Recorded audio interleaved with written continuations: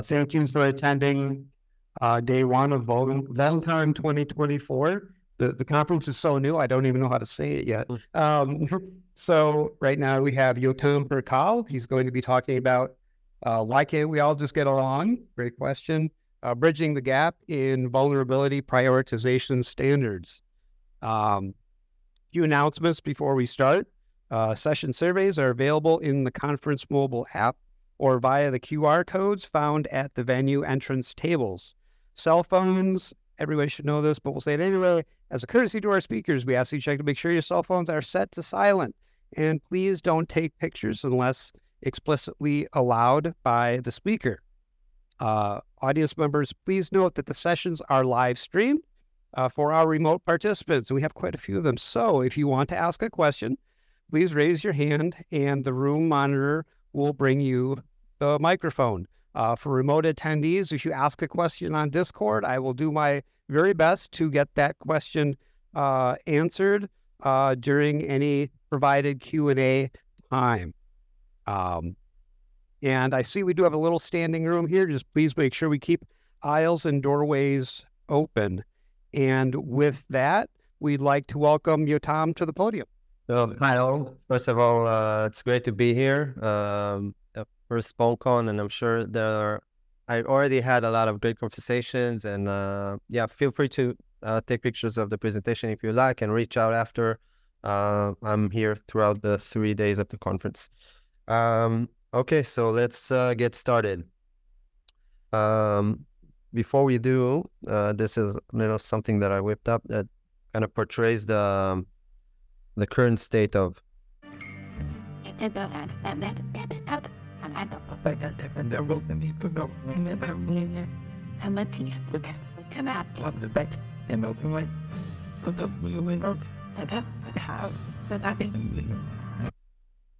yeah, so trust issues, not a lot of trust, a lot of siloed approaches to the different standards, and that's mostly what I want to discuss today. So I'll touch about the limitations, the advantages of the different frameworks, and kind of how they can work together better. So a little bit about me. So I'm Yotam. I currently lead vulnerability research at a startup called Rezilion, based in Israel. Before that, I did security research and data science in PayPal, dealing with insider threat and threat intel. That's kind of my recent roles. I'm also involved in the security community with OpenSSF and the CISA work groups around SBOM and VEX, and really passionate about this field of vulnerability management. So let's dive in. Before we'll talk about the standards themselves, I'll resurface the problem that I'm sure most of you are familiar with.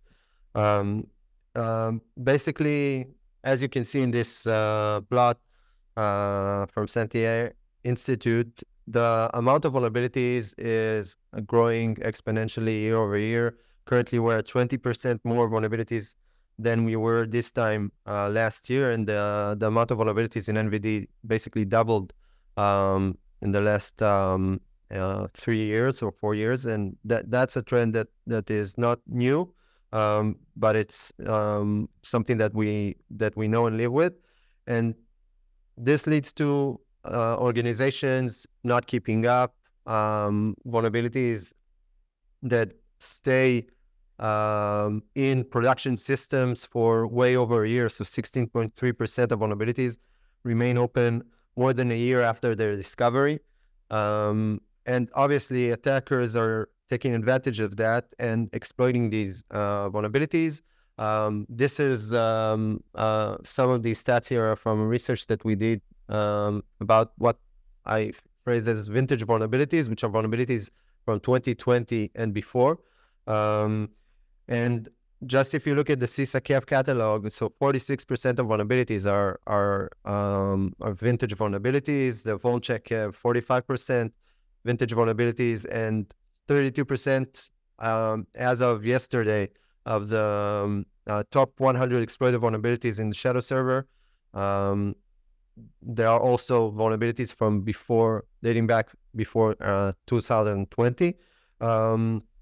And during this research, we also showed that there are a lot of publicly facing assets that are susceptible to these vulnerabilities. So all that to say that risk doesn't really have an expiration date. And currently there doesn't seem to be, we can't get a grasp of all these attack surface.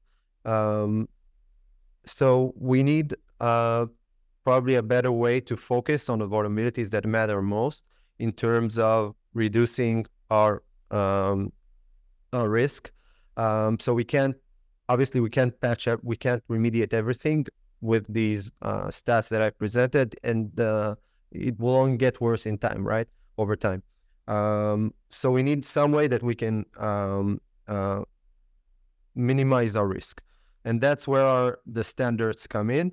Just before we start diving deep, I will have a short disclaimer that there are no silver bullets. Okay, what I'll present is a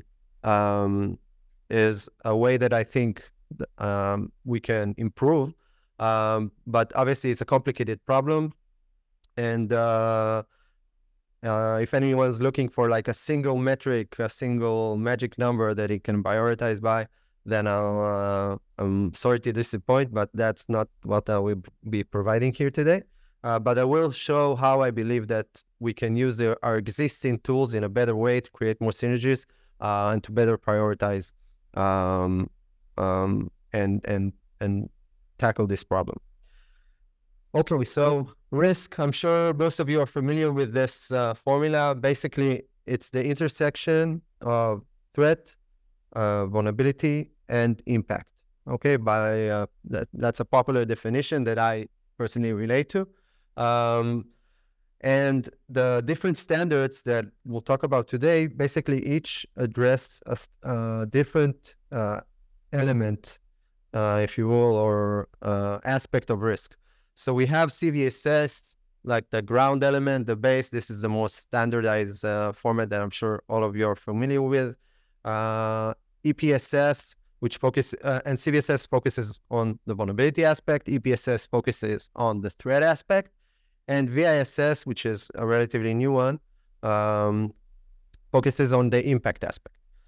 So just a show of hands, who doesn't know CVSS?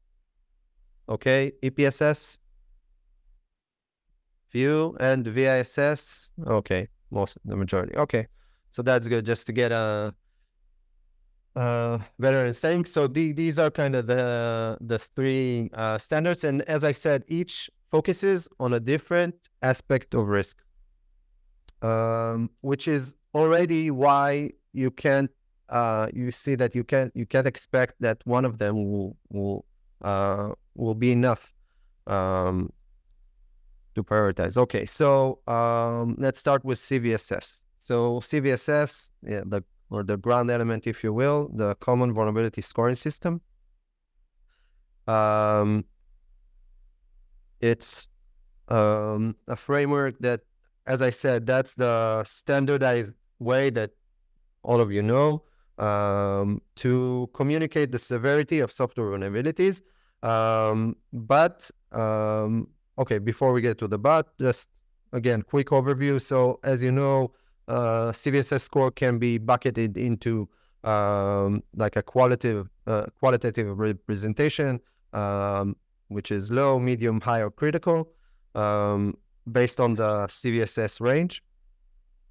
There currently is version 4 of CVSS, not yet widely adopted. Hopefully, over time, it will gain broader adoption, and it actually solves or addresses a lot of the limitations that CVSS version 3 had. It consists of 4 metric groups. So we have the base score, which is qualities that are inherent to the vulnerability. These qualities remain constant over the lifetime of the vulnerability and throughout environments. And that's what you usually, when people say CVSS, usually, unfortunately, this is what they refer to, because that's the most popular representation that you'll see, for example, if you look in NVD. And then there's the threat metric group, which was temporal in CVSS 3, and this aims to address characteristics that are changing over time, and again, relate more to the threat aspect. And then environmental and supplemental. Environmental, obviously, aspects regarding in the context of a specific environment, and supplemental are additional characteristic of the vulnerability, but they don't actually change the score. So you can enrich that information, but the score will not be affected. That's and again, this is really high level, because there are other sessions that will focus on CVSS. I just want to focus on the limitations, the strengths and limitations of each of these frameworks. And then again, as I said, something that will tie this all together. So what are the strengths? Obviously, standardize, it's the most common way, and it's a consistent and uniform way to score vulnerabilities. Extremely widely adopted. This qualitative measurement is useful. It's simple. People use it. I don't think it's specifically wise or indicative, but it is simple. And obviously the standard is open. It's transparent. You understand, or you can understand if you dig a bit into it, how the score is being calculated, and you can customize it. By customizable, I mean that you can enrich the different the supplemental, like the metrics, like the threat and the environment, etc. And then it will be more reflectant of real risk. What are the drawbacks? First, using CVSS currently in score and form isn't really scalable. So this diagram is based on the CVSS 3 breakdown of the severity distribution, and as you can see, over 57% of NVD are high and critical vulnerabilities. So even if you focus only on highs and crits, you still are left with a huge chunk of vulnerabilities to address. So it doesn't really help you tackle the scale issue, and it's also not very effective, because only a fraction of vulnerabilities will ever be exploited. So most research talk about around 5%. So it ranges between 3 and 5%. As such, even if you are fixing, let's say, 57% of higher criticals, most of those vulnerabilities are just time spent treating issues that are not really significant in terms of risk reduction, because those vulnerabilities will never be exploited during their lifetime. So, and that's one. And the lastly, it doesn't really reflect actual risk. So even the folks that wrote CVSS, and some of them might be even in this room, so keep me honest, but don't recommend to use CVSS, and again, the base score alone, in order to determine remediation priority. And that's another kind of quick. Hey!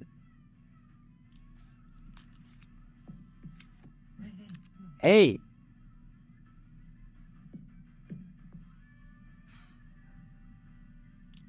Button late. Not today. Yeah. Well. So medium and low vulnerabilities are still being exploited day in, day out. This is just one example from last month. So 5.5 vulnerability, 5.5 CVSS severity vulnerability was added to the KEV catalog just recently, and obviously being exploited in the wild, and Android vulnerability. So the severity, again, the CVSS base isn't really a reflection of risk. Like also like 12% of the CISA KEV is also like low severity vulnerabilities. So that's that. So that was our first element, the CVSS, which focuses, as I said, on the vulnerability aspect. Now let's dive into EPSS, which focuses more on the threat, or the fire element, if you will. So EPSS, or the exploit prediction scoring system, which most of you are familiar with, basically it's a data-driven approach that enables you to get an understanding of whether a vulnerability will be exploited during the course of the next 30 days. How it works. So first, there are various data partners that contribute their data to this project. And as you can see here, it comprised of a data set of more than 6.4 million observed exploitation attempts. And when I say attempt, this is the note below, is that it doesn't have to be a successful exploitation attempt. Just the fact that it was an attempted exploitation is enough to, EPSS relies on it as part of its data set. And then it takes all this data, trains a machine learning model. In this case, it's in the last version, it's XGBoost, to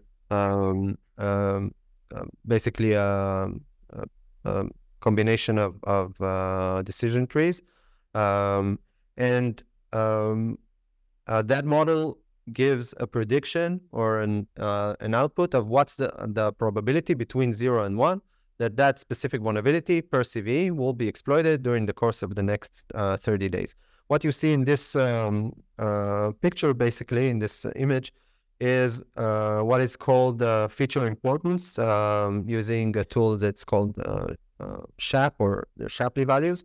And you can see different groups of features that the model relies on. This is after you train the model, you can output what are the important features that it bases its decision on. So as you can see, there's the CVSS vector, there's the source from which category it came from, social media activity, tags, which are like additional metadata that the vulnerability has, or whether it's from the description or from NVD, the CVWE, the common weakness enumeration, the vendor, etc. And you can see, for example, that a significant contributing a significant feature for the decision is the number of references that it has on NVD. So if you think about why is that, because if you look, you can open up log4shell, log4j vulnerability in NVD, and you'll see a huge list of references. So usually the more references you have, it means that it got more attention from the security community, from the media. So that's just one example, but again, it takes all of these features into account and outputs a decision or a score that indicates what's the probability that vulnerability will be exploited in the near future. So strength. First, compared to CVSS, EPSS has a very strong temporal aspect. So it constantly updates as new information surfaces, and adapts to new information. So it's more reflectant of of what's going on at this current time. What you see here is another plot that is from a research that we conducted. I'm not sure if you can see the text very well, so I'll describe basically the right-hand side. Okay, before that, the research, we took CISA-KEV, the CISA-KEV catalog, and we tried to see what are the EPSS scores for each vulnerability in the 30 days before it entered the KEV catalog. So the rationale being that it makes sense that before a vulnerability is introduced to the CISA-KEV catalog, there will be evidence of it being actively exploited in the wild. So we expect the EPSS values to be higher for those specific vulnerabilities in the 30-day period before they enter the KEV than the general population. And what you see here are the shifts in EPSS score for a specific batch of vulnerabilities that have the highest shifts out of those actively exploited vulnerabilities from the CISA in the 30 days before they enter the catalog. So the right-hand side is day 0. It's the day that a vulnerability entered the CISA catalog. And the left-hand side is the 30 days before. And you can see that most vulnerabilities present a change, an upward trend in their EPSS score. So just to show that the signal carries, it's meaningful. Additionally, EPSS has a really high coverage compared to your standard, I would say, CTI kind of threat intelligence feeds, because it scores basically every vulnerability that has a CVE ID from the moment it's being added to the CVE org, the CVE list. It gets an EPSS score. Just to make this more as a reference, the CISA catalog contains over 1,000 vulnerabilities, but in terms of evidence of exploitation from different scanners and honeypots and network-facing tools that track these exploitation attempts, the number is much higher. And EPSS provides a higher coverage for that. And another significant strength is the strength of the signal. So this is another plot from the same research that we did. What you see are two density distribution plots. The left hand, the blue one, is represent the entire population of vulnerabilities in NVD with its EPSS scores. So as you can see, there is a really strong tendency towards the lower scores. So the majority of vulnerabilities get a low EPSS score, and there's a small peak around the high scores of EPSS. And this is general NVD. And if you look at the orange one, which represents the subsample of the CISA vulnerabilities that we focused on in this research, you see that their EPSS scores are significantly higher. And this is, again, when we did this research, we actually found that, and independently also Patrick from VulnCheck did a separate analysis that took vulnerabilities with high EPSS scores that weren't on the CISA list and trying to identify why that is. And we actually, through this process, by using, again, the EPSS score as a signal, we identified several vulnerabilities that were not on the CISA list, communicated this to CISA, and then were later added to the catalog. So again, this just goes to show the strength of the EPSS signal. And from its latest version 3, it provides a really good signal for active exploitation. But what are EPSS's limitations?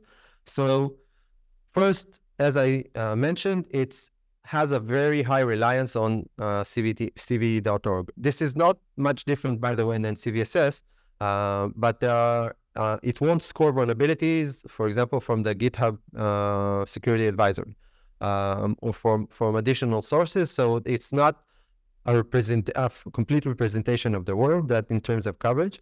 And the timeliness aspect as well. So there could be a case where a vulnerability is being exploited before it got issued a CVE ID or before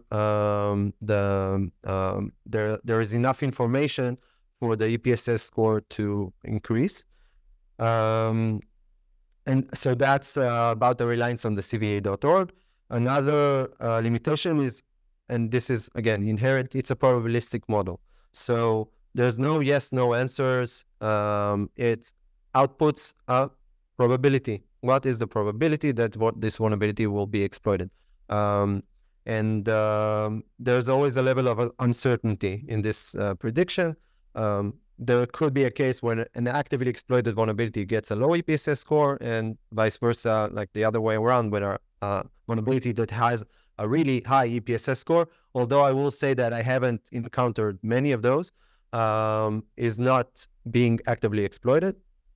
But it is possible. As I said, it's a probabilistic model.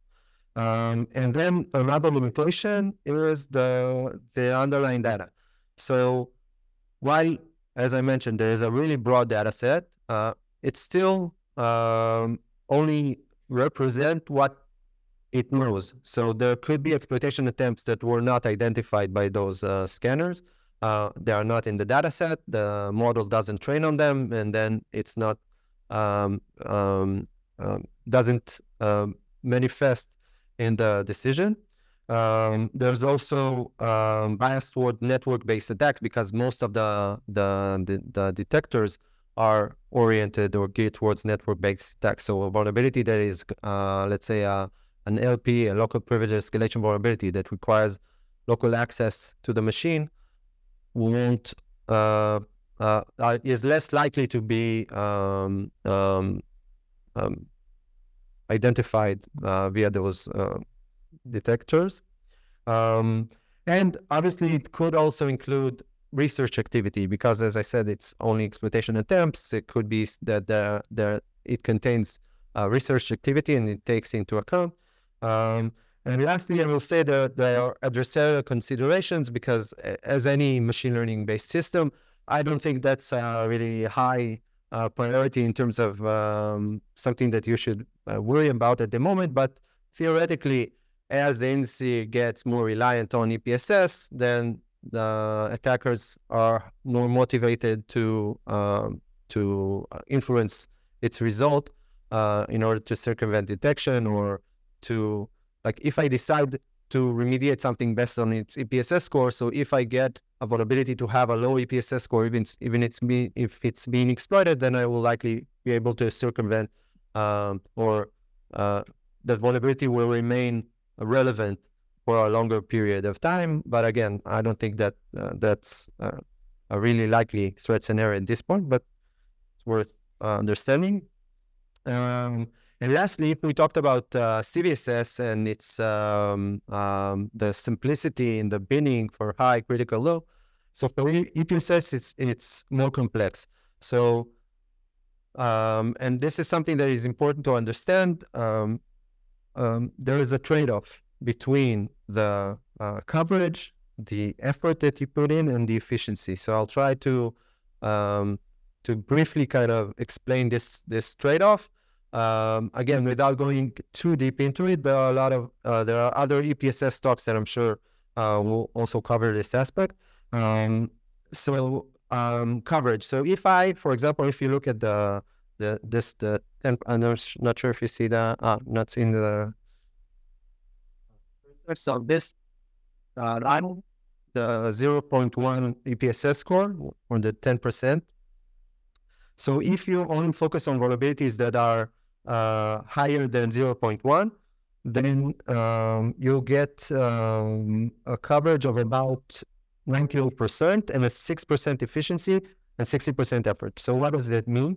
So out of the entire NVD, you have to address 98% of the vulnerabilities, and you will have 98% of the vulnerabilities will be included. Out of that, you will prioritize addressing 60%. So it's kind of like the 57% that we saw with CVSS if I focus on high encrypt. And in terms of efficiency, then which is defined as the percent of prioritized vulnerabilities with observed exploitation activity. So how many of the vulnerabilities are actually being exploited? Then it's around 6%.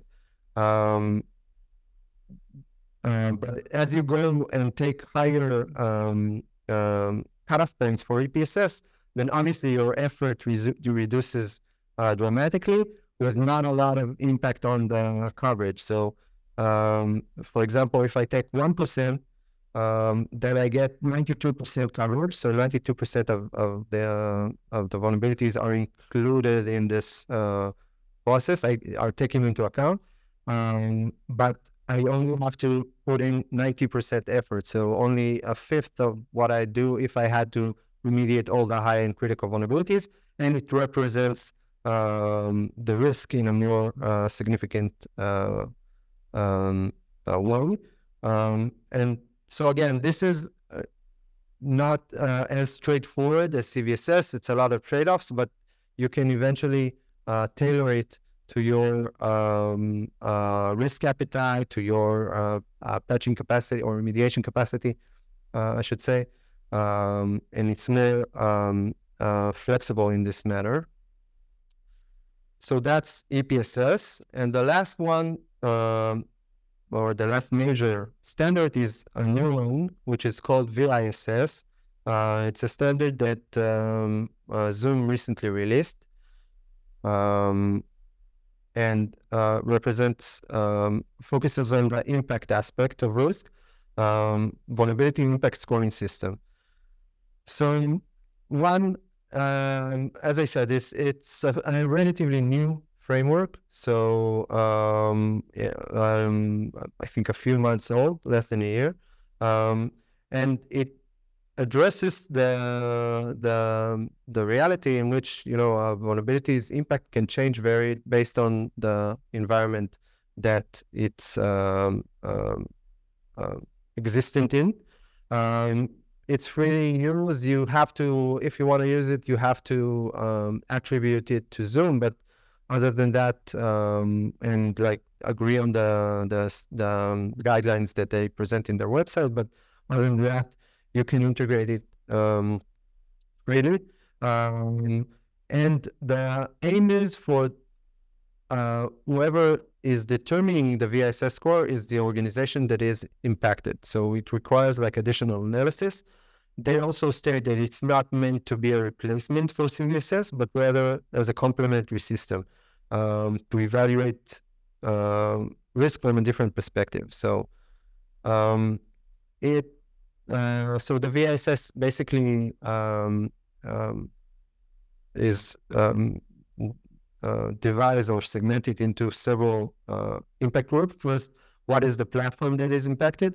And then for every platform, what is the aspects of the CIA triad, the confidentiality, integrity, and availability that are impacted by the vulnerability.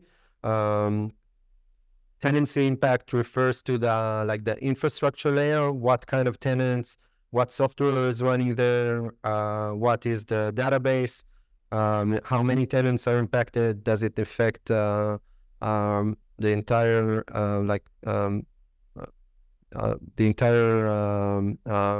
company or only a fraction, etc. And also in terms of data, what is the data that is impacted? What, again, from the CIA perspective, confidentiality, integrity, and availability, and what is the data classification? Is it confidential? Is it public data, etc.? And it also takes into account whether you have any compensating control that reduce the impact. It takes all this information, calculates a score between a 0 and 100, and also can be bucketed by these are the buckets that they recommend. And I'll give a quick example. I would have shown you the calculator. There's a really nice calculator. I won't show it because technically it's tricky, but I encourage you to check it out. You can, let's see if I can zoom. Okay, good. So let's do that. Okay, so as you can see, these are the different groups: infrastructure, tenancy, data, and then you get an overall score, which in this case a 95.53. And then you choose what is the platform that is impacted. So Zoom infrastructure, you can, I don't think it's not a good phrasing, but it's like my infrastructure, like my company X infrastructure. But you can choose various other affected platforms. What's the impact? So in this case, let's say what's affected is the container configuration. In terms of the confidentiality, it has no impact in terms of integrity and no impact in terms of availability. What are in terms of the tenancy? So it's a multi-tenant. It affects multiple tenants, not a single tenant, not just the tenant that is that the vulnerability exists on. Multiple pieces of software, but it doesn't affect any database, for example. What environment the tenants impacted are in. So you can say a dev environment, production, staging, all, and it also takes it into account. And what's the data impact? So does it affect only my organization? Does it affect external organizations as well? Again, what's the effect on this is in terms of confidentiality, integrity, and availability. And what's the data classification? So in this case, I chose like internal company data, let's say. And then if you have any competency in control, you can also mark it here, and then it takes it into account when it calculates the score. And then, so in this case, with this selection, this is the score that we got. Again, I encourage you to play around with the calculator to get a better sense of what are the parameters and how you can play with it. In terms of limitations, so first, there's obviously there's still not a proven track record, not yet widely adopted. It does require human analysis, which makes sense, but it's something that you need to take into account in order to decide on all these aspects. And in my opinion, it still lacks a few aspects of impact, such as the number of affected customers or potential financial loss that, in my perspective, are currently not represented in this framework, but it could obviously be added in the future. It's still a really good approach in terms of quantifying impact, which is currently lacking in the other standards.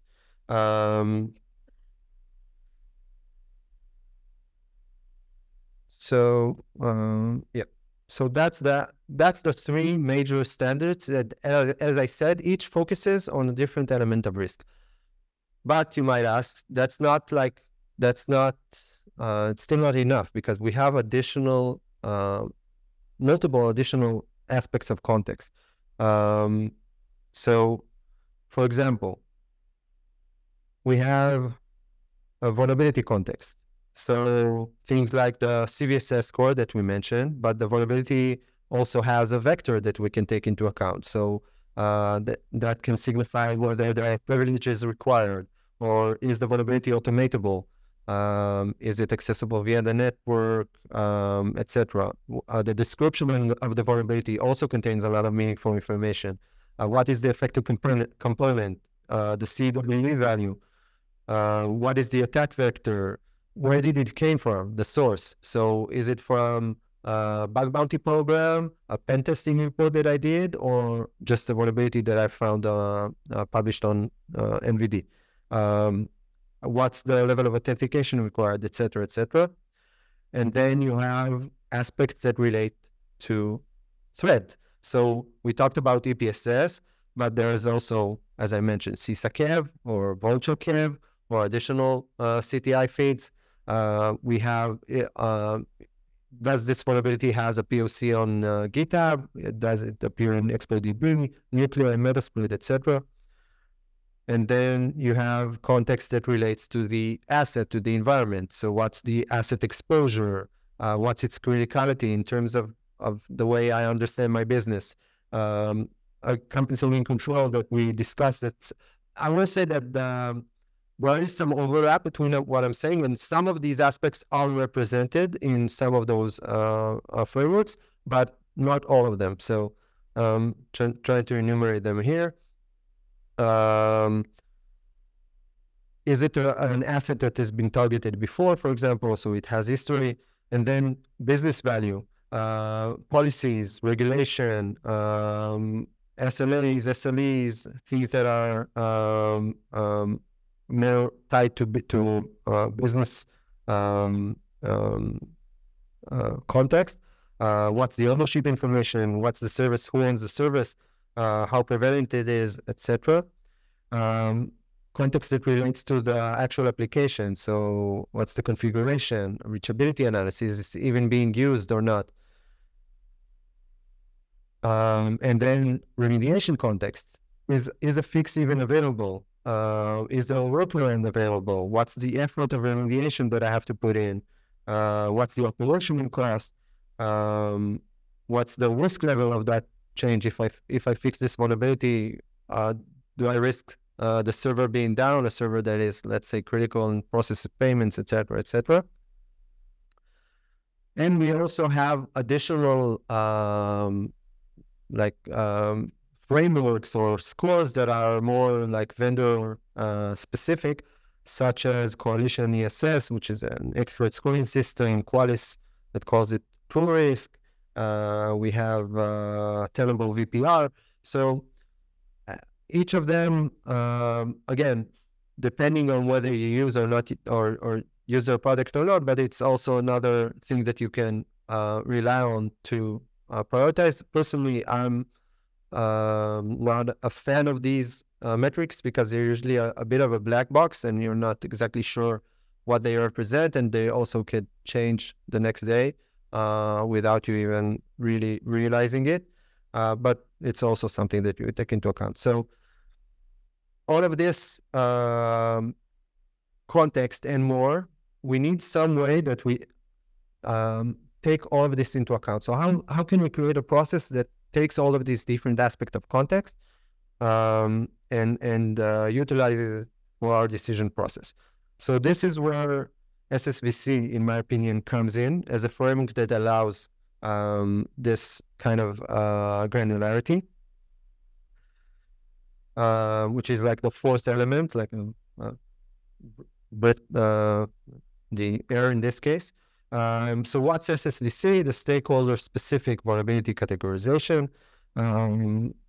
So it's a methodology created, some of the folks probably in this room were involved in the process, created in 2019, collaboration between Carnegie Mellon and CISA. And there are two, there's like the original CISA, or I wouldn't say the original, but there's like the CISA SSVC process, and there's now a more different implementations of it, which I think are more appealing in terms of using it in your own companies. I want to focus on the name, or the stakeholder-specific vulnerability categorization. So vulnerability categorization, again, prioritization, we want to decide which vulnerabilities to address, but the stakeholder-specific is a really important piece, because different stakeholders have different considerations, whether and how they tolerate risk, and they also have access to different information, so different aspects of context. And SSVC allows you to communicate that decision process both internally to internal stakeholders. So this is how we prioritize, and also to external entities such as regulators, external parties that are interested in how you manage risk. So that's a really strong feature of this system. It also allows transparency into the decision process, and it provides a ground for discussions. Just as you formalize this process, this is something that you can deliberate on, tweak, and improve. And again, it can be reliant on information that you take from the different stakeholders in your organization. So how does it work? There are a few different main concepts. Stakeholders, as I mentioned, there are different types of stakeholders, or that each SSVC process can be tailored towards. So suppliers, it's if I, as the supplier of the software, want to prioritize whether I need or don't need, or when I will address a certain issue in my software. Deployers are the ones that actually remediate, actually do the work of remediating the risk. And coordinators, this is what I'll focus on in my examples, I think is more broadly applicable to folks that are dealing with vulnerability management within the organization. So that's the stakeholders, and then we have concepts of decisions, and decision words and outcomes. And all these together form some kind of policy, the mapping of these different concepts, and it is based on decision tree, and we'll show soon. I'll show a few examples. So I talked about the example, but about the strength a bit, where I mentioned the stakeholders, but the transparency and explainability is obviously huge. It's very modular. You can change it. You can start with a simple tree, and you can add layers of additional context over time. You can change it based on various needs or capacity in your organization. But I think the most significant aspect is the last bullet, which is it can take into account various elements or various facets of risk. So how does it work in practice? How does it look like? So let's start building like this tree. I'm taking, for this example, the CISA model, but then I'll show a few other examples. So first, in this case, the first decision node is exploitation. So is this vulnerability being exploited? Is there a POC, or is there active exploitation? So that's when we start building our tree. And then we can decide which route to go based on that evidence. And then the next decision point is whether it's automatable. So what's automatable? It can allow an attacker in an automatic manner to, in this definition, walk through the entire first steps of the kill chain in a fully automatic manner. But I wouldn't be too caught up in the definitions, because in my perspective they can alter based on your understanding. But for example, you can rely on the vector, the CVSS vector, to say, okay, if this vulnerability is the attack vector is through the network, and also it doesn't require any privileges, then in my perspective this vulnerability is automatable. So again, relying on existing information to make this decision. So let's say that in this case, this vulnerability is not automatable. So it's actively exploited. It's not automatable. The next decision point is what's its technical impact. So what's technical impact? In this case, it can have partial impact or total impact. So you can think of partial impact as, let's say, a DDoS, denial of service, or a DOS. And the total impact, for example, could be running code in the machine, like an RCE or code execution. And then the next and the last decision point in this tree is whether the vulnerability, what's its impact on mission and well-being. And this is a concept that is interesting, because this is what is described as, I'll enlarge it a bit, as a compound decision, a complex decision. So at the end of the day, it boils down to three categories. So low, medium, or high. But these are determined based on the impact to the public well-being and to the mission. So if you have a minimal effect on the mission and a minimal effect on public well-being, it will be a low. And if it's affecting the support functions of the mission and a medium impact on well-being, then it will be a medium, etc. And again, I don't even want to focus on how the decisions are defined, because it can change based on your needs, your understanding of your organizational risk. So this is, and then how this looks like, this decision tree. And then we get to the last layer, which is, what do I do? What's the outcome? So in this case, there are three possible outcomes: track, attend, or act. So act, I need to act now. So if we went through the entire tree, and also I have a high impact on my mission and well-being, then I need to act. If it's a medium impact, then I'll attend, which means I'll get to it as part of my routine process. And track is, I currently decide not to do anything with this specific vulnerability, given this information, not because I don't think that I shouldn't, because I have other high priority tasks or vulnerabilities to address that are more impactful in terms of the risk to my organization. So that's the key point here. Oops, bit too much zooming out.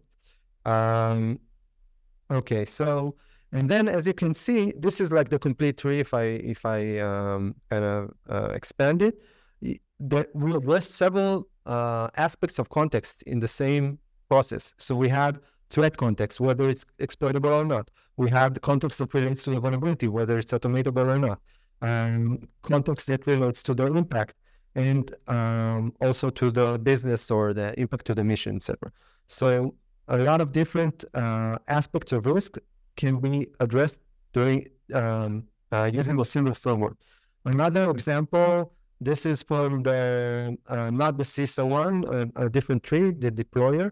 So again, what's the exploitation? Then I have exposure. So do I have a small exposure, controlled exposure, or complete exposure? And human impact, let's say. This has different kind of decision or outcomes, but again, this is something that you can modify. Out of cycle, immediate is I tend to immediately. Out of cycle is I tend to what's a function of the immediate parameters, but it's not part of the process. It's scheduled as part of a standard process, and we have a goal one as well that is like the track that we've seen before. One various aspect of context. But I think what I think you should take away here is you don't have to even stick to those trees that are defined. You can also build your own custom SSVC process, and then you can take into account whatever factors that you see fit. For example, for exploitability, I could say, okay, if this vulnerability is on the CISA curve or in one of my CTI fields, and it also has a high EPSS score of above whatever threshold that I decide, in my eyes, it's exploitable. It's actively exploited. And then let's, okay, we can stick with this one. Yeah, so it's actively exploited, or highly likely to be exploited, or not likely to be exploited. And then I continue to the next level of the truth. If I have, for example, environmental context like retributive analysis, I can put that in the decision process as well. But if I don't, that's perfectly fine. So you can start with a tree that only takes into account like exploitability and the CVSS score. Like the simplest tree, if we talk about the metrics that we described earlier, I can have a tree that is exploitability based on like a vulnerability based on CVSS score, and then exploitability based on EPSS, and then impact based on the VISS. That's a simple tree with 3 layers that I can create and work based upon. But you can expand it over time as more. The more context that you have, it is representative probably of your true risk. And I will say that you have to be careful that the tree is not too much levels, because then it gets a bit cumbersome. But that is where you can utilize this compound or complex decision. So you can take multiple factors into account to decide on a single decision. So exploitable can take into account CISA curve, can take into account EPSS, and various CTI feeds for a single decision. And then you take all of this together, basically from the entire problem space that you are dealing with, you slowly trickle it down, and you start working your way up from the vulnerabilities that impact your organization most in terms of risk reduction, and work your way up, as I said, from there. So that was a great resource for folks who want to kind of dig into SSVC a bit more, which is on source.github.io/SSVC. I also recommend, there's a great talk by Chris Madden from Yahoo about how they implemented this process in practice in their company from besides Dublin, and is also working on hands-on resource of getting started with SSVC, like a codified example. So that's for folks who want to dig more. And can you automate this process? So the short answer is yes, definitely. At the end of the day, it's a bunch of ifs and elses. This is something that is completely automatable. It's not as simple. Obviously, you need a lot of thinking to do a lot of thinking, but it's important. And even that thought process alone, to think about how do you define risk in my organization, how do I define risk in my organization, is already a great starting point. So I would suggest just, again, starting simple, building your way up from there, because even a small, simple decision tree can improve your efficiency. And as I said, it's not that there's like a magic number, but the main point to remember is that there are various aspects of context that you need to take into account in your decision process, and the more of these aspects that will be modeled in your decision process, the more probably it will be reflected on your actual risk. And I'm expecting a single framework to take into account all of these aspects of risk is not something that is realistic. So thank you for your time. Well, I think we'll have like a minute for questions, so maybe a quick question. Yeah, we could take a minute. We are up against lunch, so if you want to add a couple minutes for questions from the room, that would be okay. Yeah, sure. I see no hands yet. Yep. I think I know the answer. When you talk about VISS, is any of that, are they scoring any of it for you, or that's a score yourself? Well, so the question was regarding VISS, do they score anything for you, or do you score yourself? So no, but specifically stated in the documentation, they expect you to do it for yourself. They do it as part of their bug bounty process. So when you submit a vulnerability to Zoom as part of their bug bounty process, when they do this VISS calculation and reflect that back to you to determine like the bounty, because it's very dependent on the impact. But yeah, it's something that you are expected to do on your own. Okay, with that, I think we're going to wrap. Thank you, everybody. Thank you, Yotam, for a great job today.